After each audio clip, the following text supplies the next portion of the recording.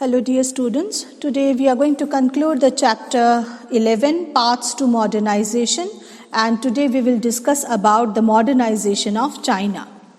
The modern history of China has revolved around the question of how to regain sovereignty and how to end the humiliation of foreign occupation and how to bring about equality and development.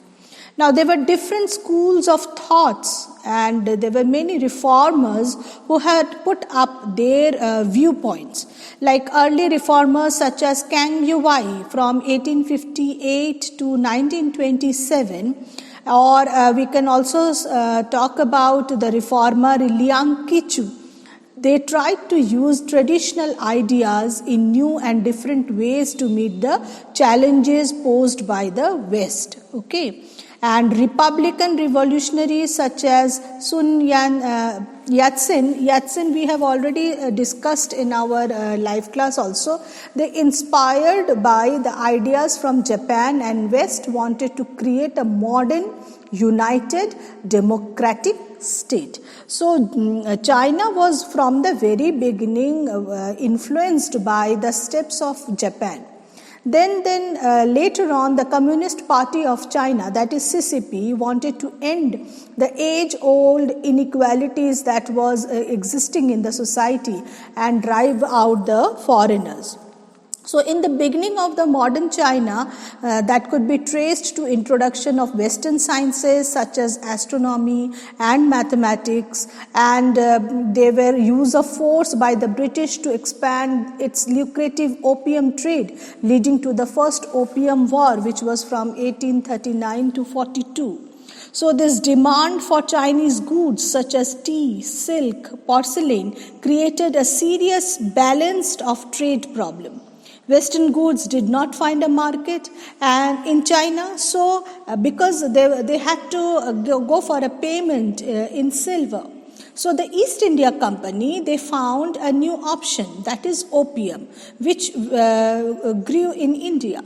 So they sold the opium in China and in return they obtained silver that they earned, and with this silver, the company agents in Canton, in return for letters of credit, the company used the silver to buy tea, silk and porcelain to sell in Britain. This was called the triangular trade, which was between Britain, India and China.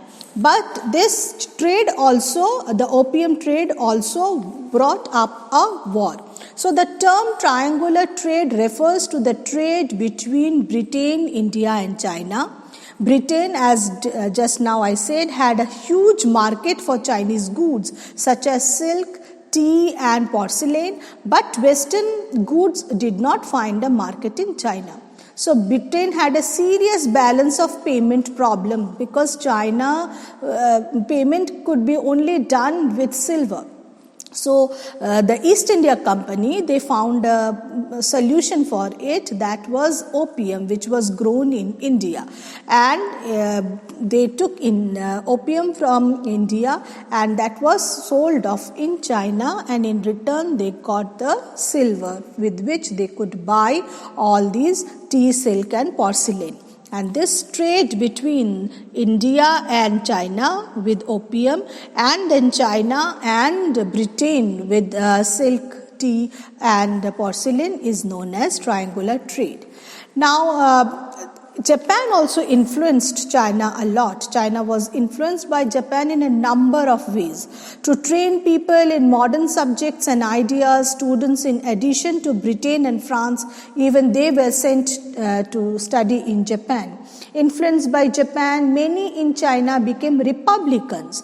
China borrowed Japanese translations of European words such as justice, rights and revolution because they used the same ideographic script.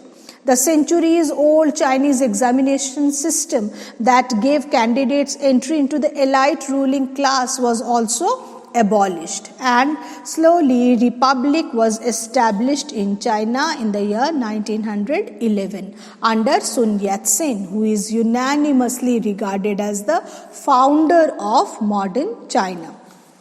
Now, to carry on with this, the People's Republic of China government, established in 1946, was based on the principles of New Democracy, which featured that it was an alliance of all social classes, unlike the dictatorship. Like what we know, that when China was following the footsteps of Japan was following the footsteps of Germany, and Germany was having dictatorship that time. So China, when they laid down the New Democracy, that time the social classes were formed, and they stayed away from dictatorship.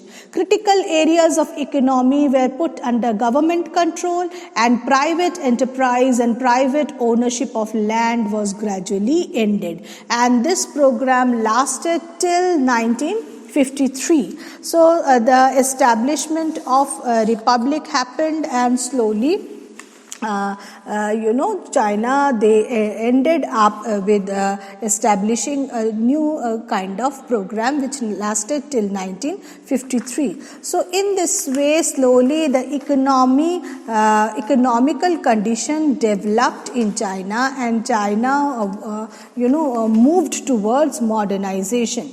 And to conclude the chapter, I would only like to say that Sun Yat-sen was as I said, a national politician, and from 1866 to 1925, and the founder of the modern China. He is unanimously regarded as the founder of modern China. He had trained as a doctor, and during his years at missionary schools introduced to democracy. So on his return, he played a vital role in the revolution of 1911 that overthrew the Manchu dynasty. And he was president of Republic in South China with its headquarters at Canton. And though criticized for lack of organizational ability, his program, called the Three Principles, which are nationalism and democracy and socialism, became the basis of the political philosophy of modern China, and was accepted even by the Chinese communists. After the death of Sun, Chiang Kai-shek emerged as the leader of the modern China. So I'm concluding my class today, and we are concluding with the chapter with this discussion. Thank you so much, children. God bless you all.